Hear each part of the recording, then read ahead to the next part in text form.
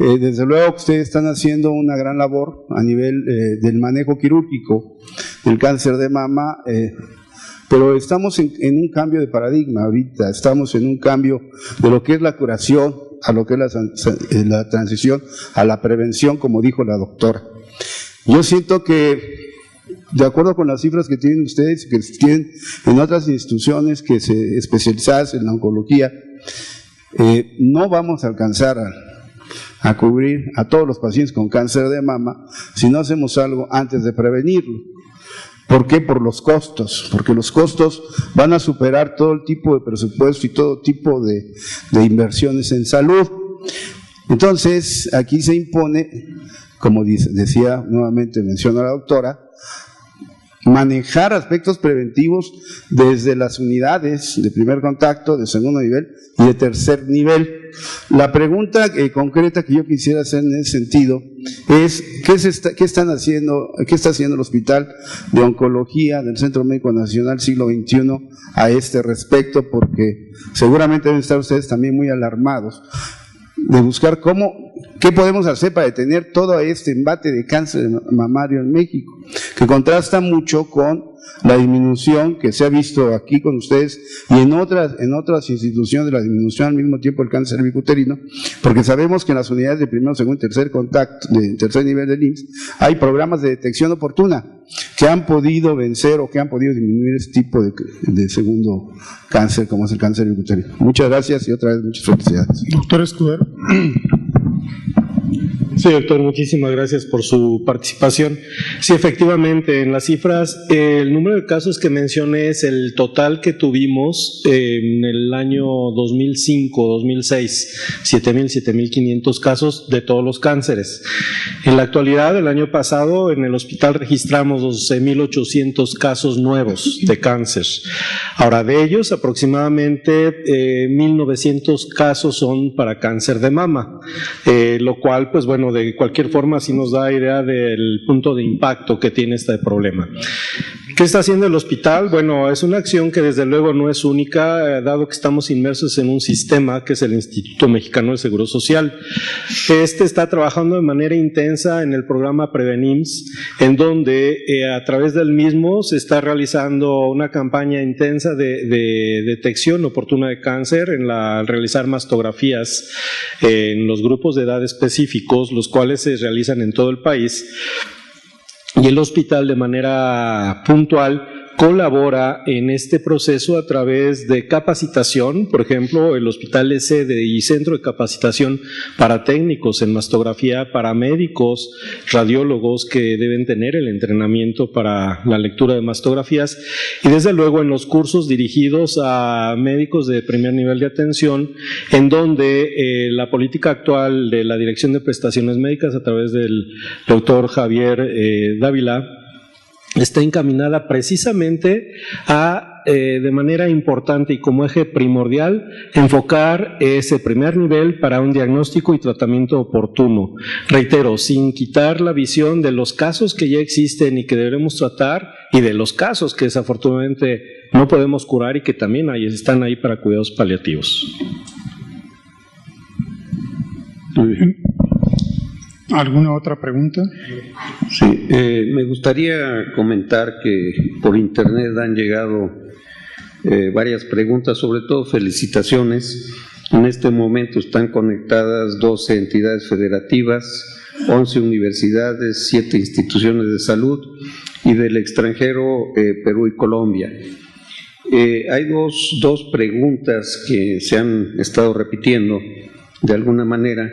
Una de ellas es resultados de valor estadístico de la terapia blanco molecular. La hace el doctor Antonio Viñicaña Márquez de Guadalajara. Y la segunda, casuística exitosa desde la puesta en marcha del CyberKnife. Escuché que se mencionaban 150 tratamientos de tumores de cráneo. Y la hace la doctora Matilde Hinojosa de Monterrey. Doctor.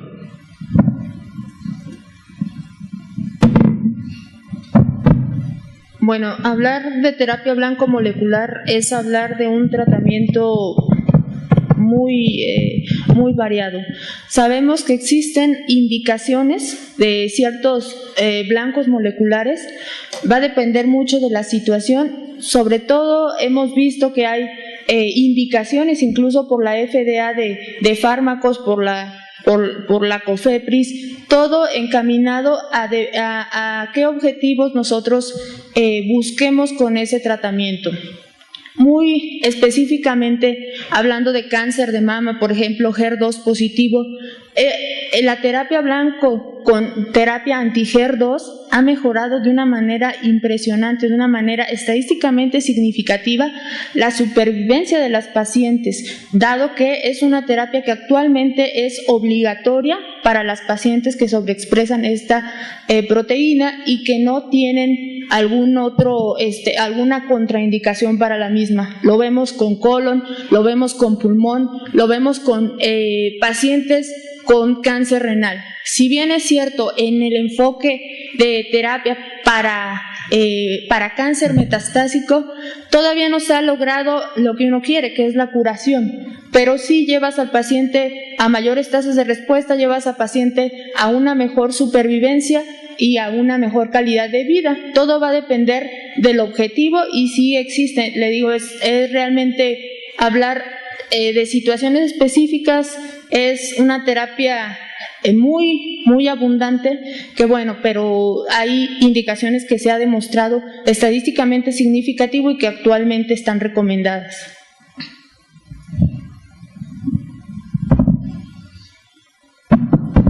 Gracias. Sí, mencionaba que son más de 150 pacientes tratados en el año que lleva en funcionamiento el CyberKnife.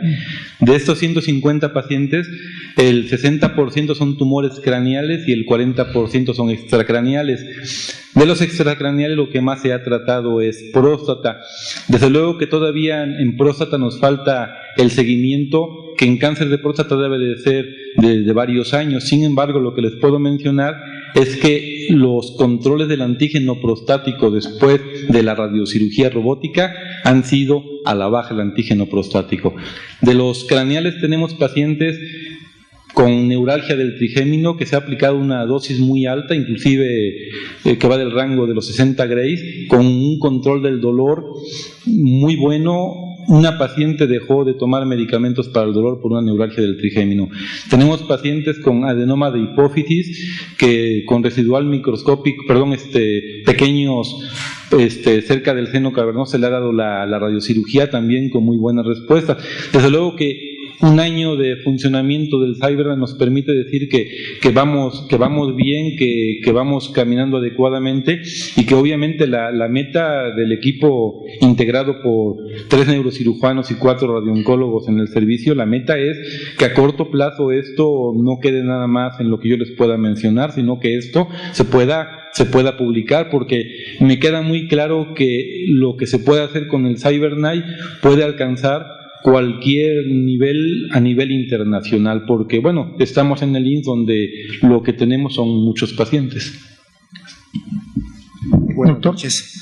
También me auno a la felicitación para el grupo por la extraordinaria presentación de este simposio que ustedes acaban de dar, sobre todo el hacernos ver la estadística real de lo que para el mexicano significa el cáncer.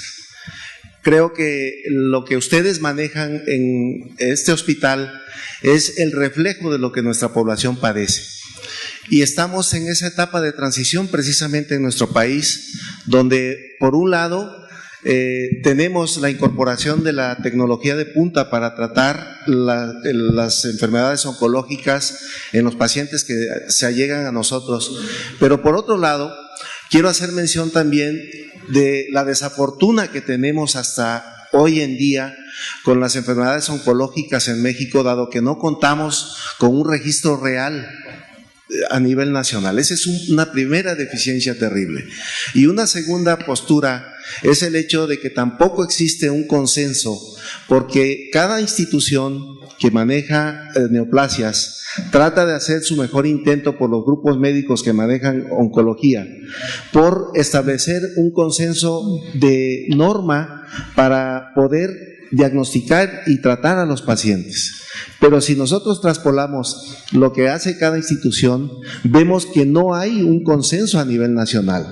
Ojalá y el doctor Reyes Fuentes y ustedes que nos hacen favor de darnos esta charla en este seno de nuestra Academia Mexicana de Cirugía, propongamos a través de las academias que realmente se trabaje para que no sean planes sexenales los que se cumplan, sino realmente que se trabaje y se uniformen lo que es el diagnóstico y tratamiento de las enfermedades oncológicas.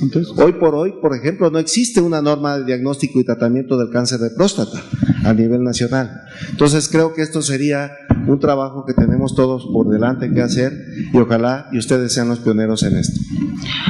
Bueno, por supuesto que una de las prioridades nacionales tiene que ser el establecer un registro de cáncer, y esto nosotros en el Hospital de Oncología, a través de los esfuerzos que se han hecho primero locales y después tratar de extrapolarlos, ha habido esfuerzos importantes a través del trabajo del doctor Sergio Rodríguez Cuevas, que fue uno de los primeros registros que tenemos en el hospital. Pero ese es indudable que yo creo que lo primero, como lo mencionó el doctor Escudero, si nosotros no tenemos en realidad cuánto tenemos, qué se presenta, cómo vamos a poder planear qué hacer con los pacientes. En relación a los consensos, yo creo que esto ha sido un problema real, lo que usted dice acerca de que hay consensos de colorectal para el ISSSTE, para la Sociedad de Gastro, para la Sociedad de Cirugía, para la Sociedad de Oncología, y en realidad los verdaderos líderes en esto hace falta que se agarre y se pueda poner en un plano nacional para poder agarrar. Por ejemplo, lo que hace rato el doctor mencionaba acerca de la prevención. Yo creo que la primera contestación para esto tiene que ser conocer verdaderamente la génesis de esta enfermedad. Y por ejemplo tenemos dos de las enfermedades que yo conozco bastante bien y que puede uno agarrar y por ejemplo contestar. Uno, hepatocarcinoma. Hepatocarcinoma es un modelo biológico precioso que tenemos en el paciente cirrótico y en el paciente con hepatitis B y C.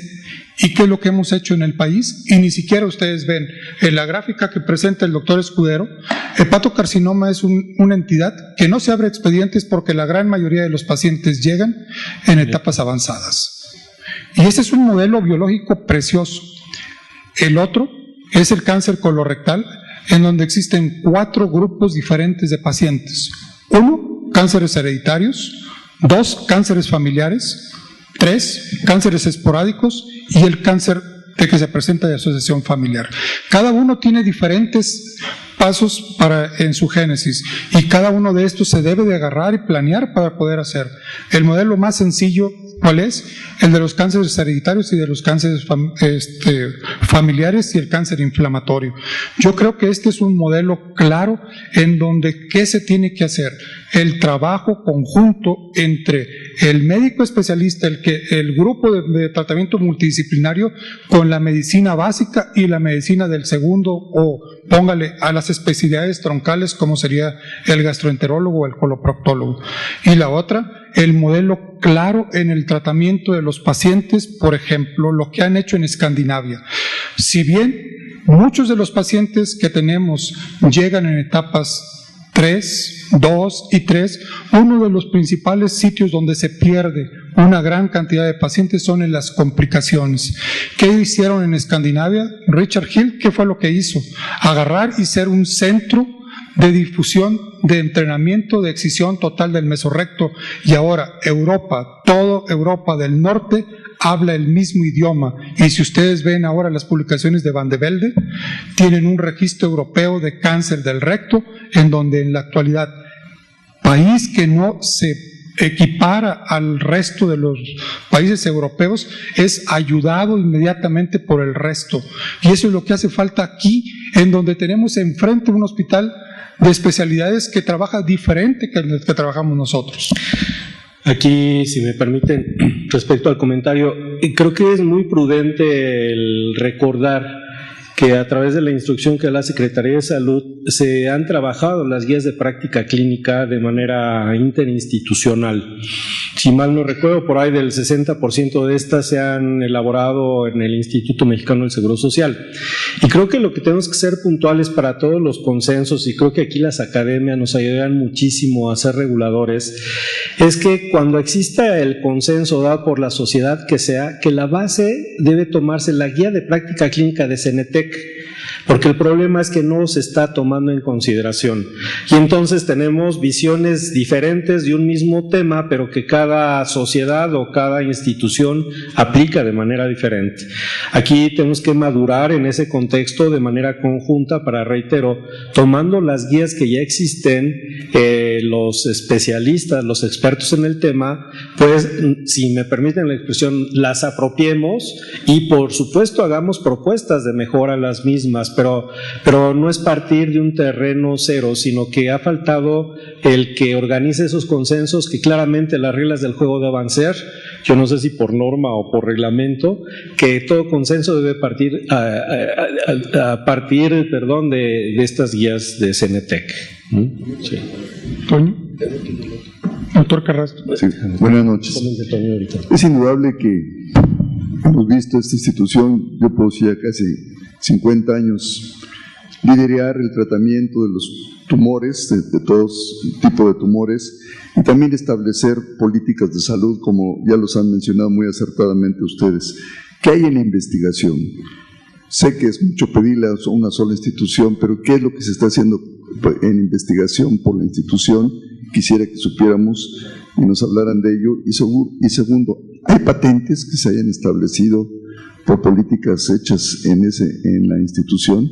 Y la segunda, al doctor Pedro Luna, es si escuchó al premio Nobel hablar sobre la carne y el pollo y las hipótesis que estableció.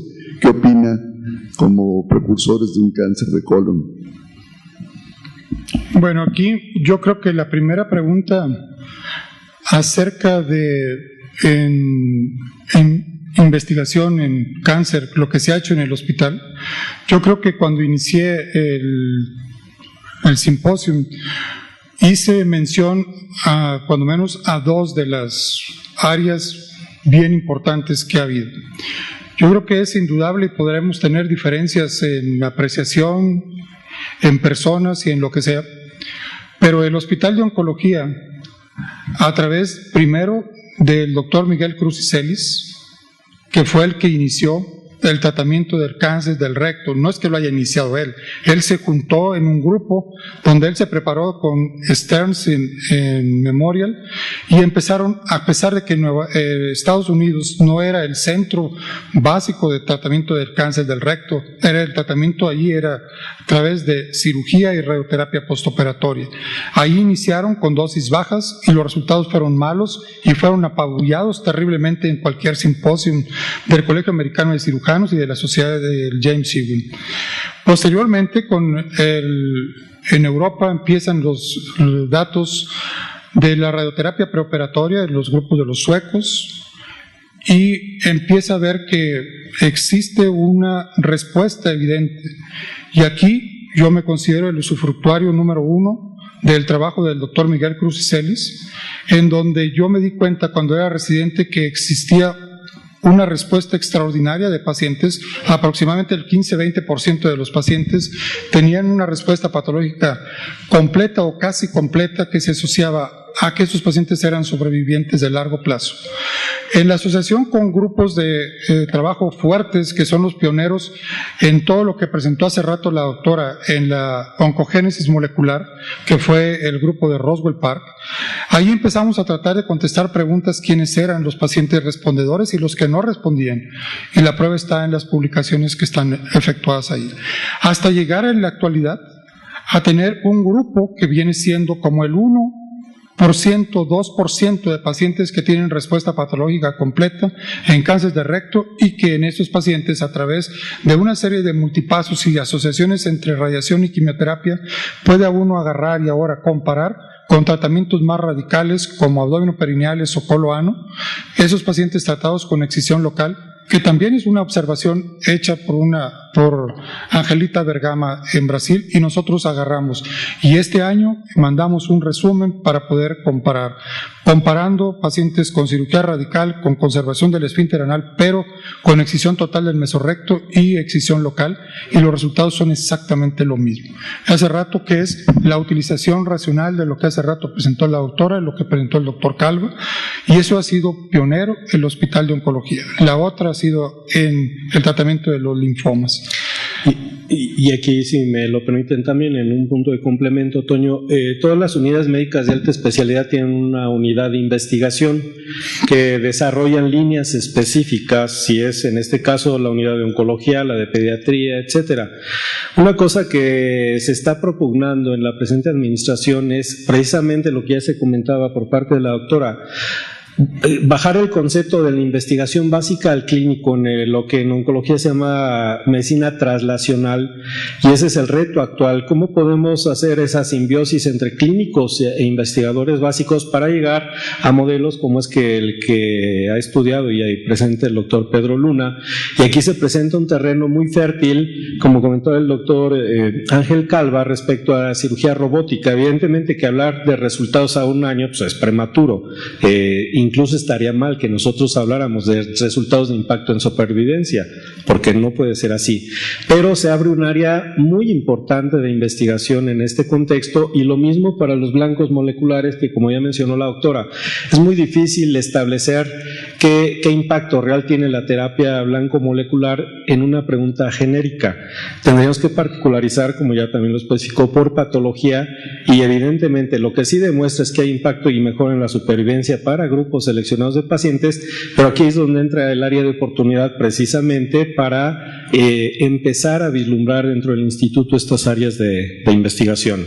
Y bueno, no es casualidad, pero antes de venir a esta reunión justamente tenemos junta con el doctor González Izquierdo, el coordinador de la unidad de atención médica en el IMSS, que nos hace favor de acompañar también aquí, en donde se está perfilando ya el cómo desarrollar el registro de cáncer precisamente.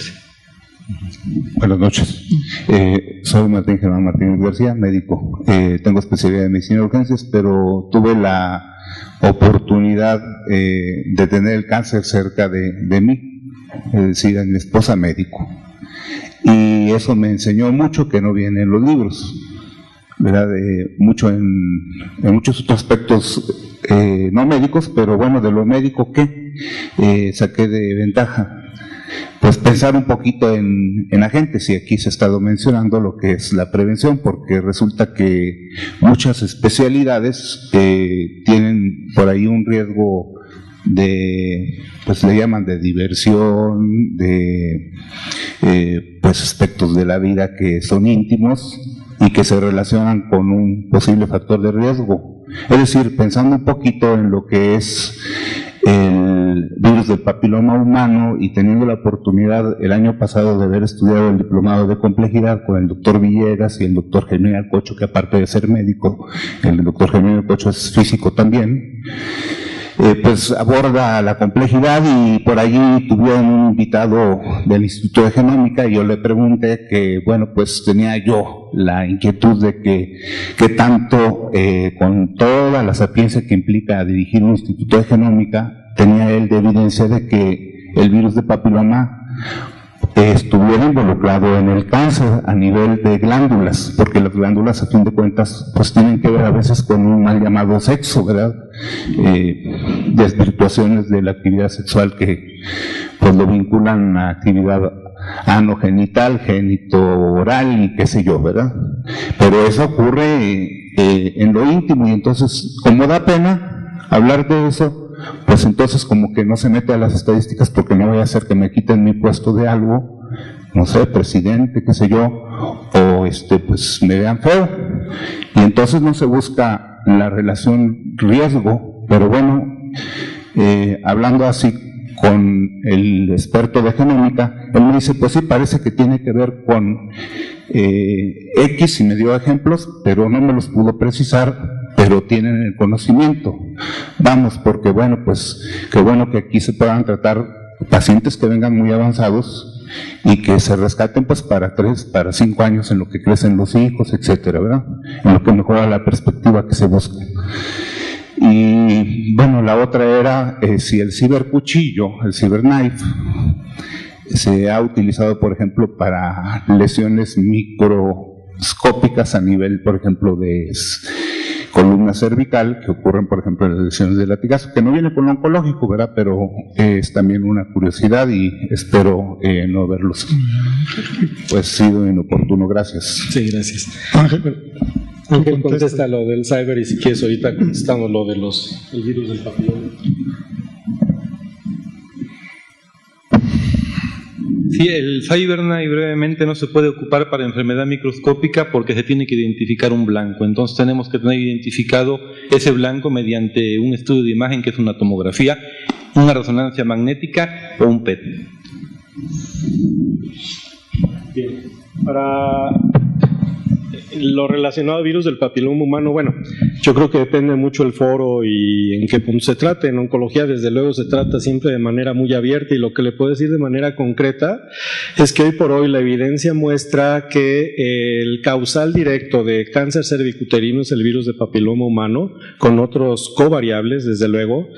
Aproximadamente una tercera parte, por ejemplo, de los pacientes con cáncer de pene podemos diagnosticar y encontrar el virus del papiloma humano, y de manera muy importante, trabajos que se han efectuado en la unidad de investigación en el hospital, la doctora Isabel Alvarado en patología, el doctor Francisco Gallegos, demuestran que también por lo menos una tercera parte de los pacientes con cáncer de cavidad oral está asociado a virus del papiloma humano. Entonces es claro que la condición de usos y costumbres, por supuesto que impactan a esa posibilidad de desarrollo de cáncer, y aquí yo tomaría un poquito lo que la OMS tiene perfectamente establecido.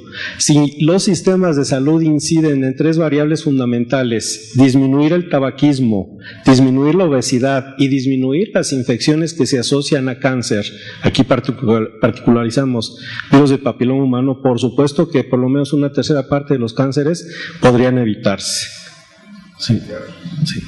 Doctor de la Torre. Ya se me olvidó lo que iba a preguntar. No, creo que no se ha dicho todo lo que debía decirse sobre el Hospital de Oncología.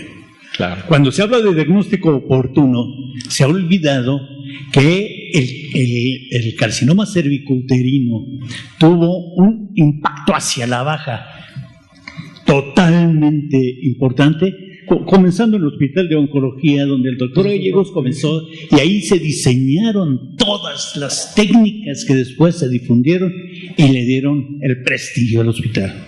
Debe recordarse que desde su fundación el trabajo no ha sido trabajo asistencial puramente, ha sido trabajo hacia la investigación, y que cuando la Academia de Medicina hizo estadísticas sobre qué se estaba publicando en cáncer, se vio que la mayor cantidad de publicaciones, y sobre todo los dos más importantes productores de publicaciones en cáncer, estaban emergiendo del Hospital de Oncología. Y no se ha dicho que también existe un departamento de investigación donde se está trabajando sobre células totipotenciales, que no depende estrictamente del hospital, pero que está íntimamente vinculado al hospital. Y podría decirse tanto, claro, que ¿por qué los médicos del Hospital de Oncología no están yendo a hacer diagnóstico oportuno? Pues porque los está abrumando el tratamiento de las multitudes que están llegando al hospital con cáncer avanzado.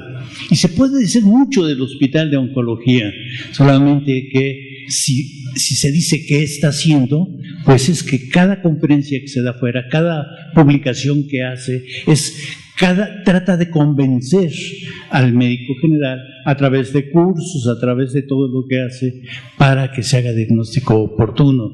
Y todo emerge de un centro extraordinario que es el Hospital de Oncología, que merece que se hable más fuerte de él.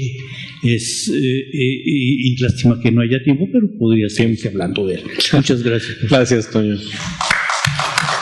Doctor Sánchez Basurto. Muchas gracias. Primero, permítanme felicitar a todos ustedes. Me tocó ver nacer al Hospital de Oncología. Como antecedente, el hospital nació de lo que era el Sanatorio 2 del Instituto Mexicano de Seguro Social, un hospital originalmente de ortopedia del doctor Ortiz Tirado, un famoso cantante de años atrás. De ahí se formó con las enseñanzas o la costumbre del Hospital Memorial de Nueva York. La iniciación del hospital, la formación, la división y la estructura, digamos, del hospital en general. Claro, nos tocó vivir los primeros pasos, la evolución inicial y la formación de todos los médicos oncólogos. A ustedes pues los veo como jovencitos, que gracias. Aparte de Pedro Luna, pues fue el único que me tocó ver cuando estaba de residente. No sé en qué año entraste, Pedro, pero más o menos. Se te olvidó. Ya se le olvidó. Olvídalo. La situación es esta. Ponle a tu cuenta también de las cosas que ha hecho el Hospital de Oncología como primicia mundial, el inicio de la terapia del carcinoma inflamatorio de la mama.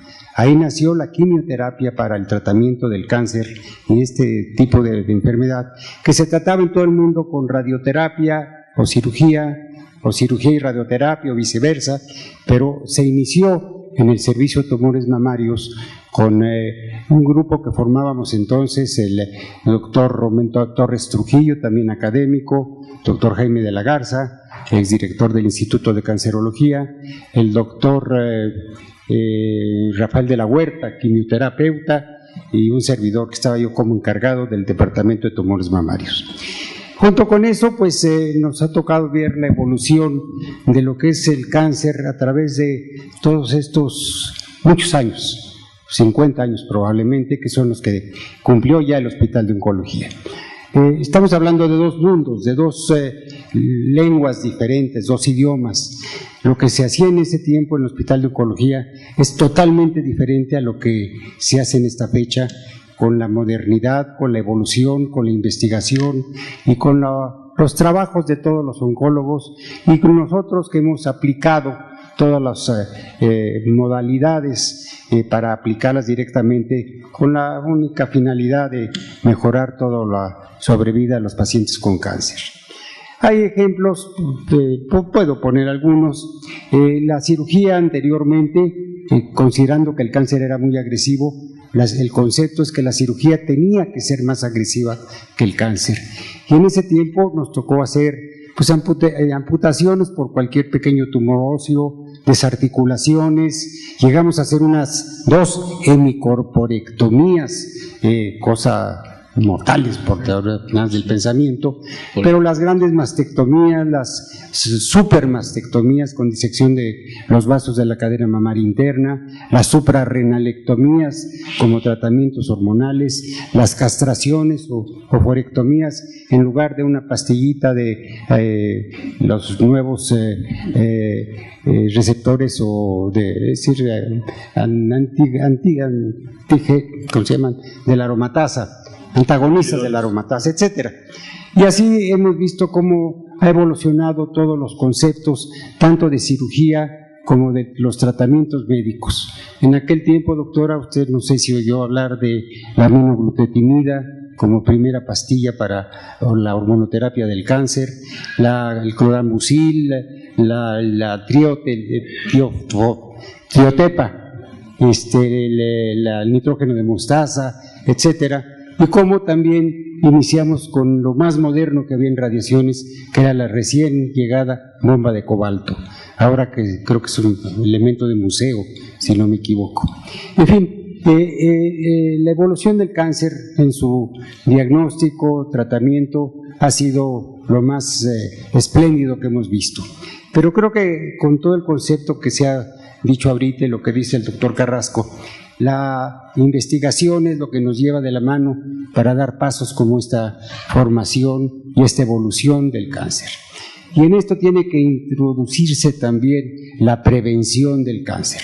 Estamos hablando de la genética, en donde ya muchos de los cánceres tienen una relación directa con esto y probablemente a futuro pues sea la ingeniería genética tal vez o la modernidad en estos aspectos que nos permita llevar más de la mano para la solución del cáncer.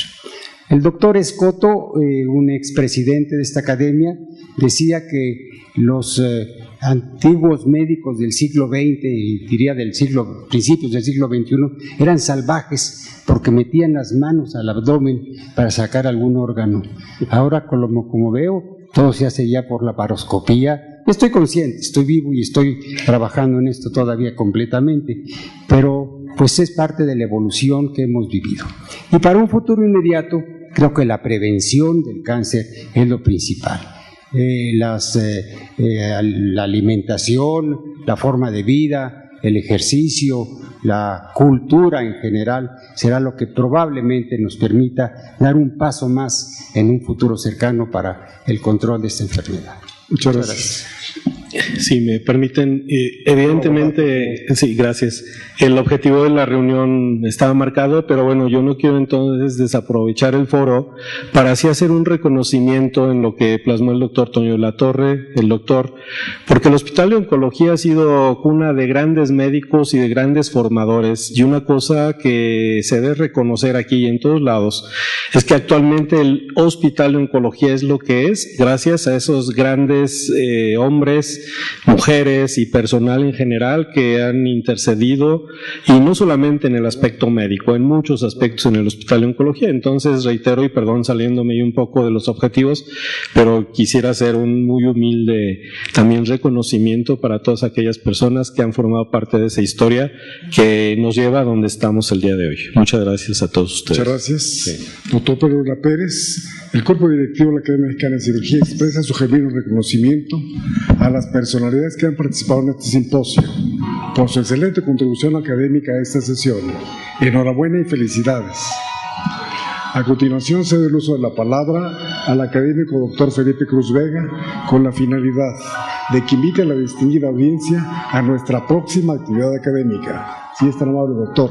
Sí, señor presidente.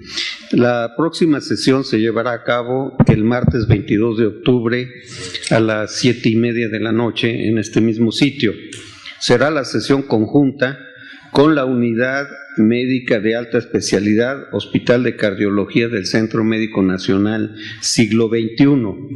El tema es construyendo los nuevos paradigmas en el abordaje de las enfermedades cardiovasculares.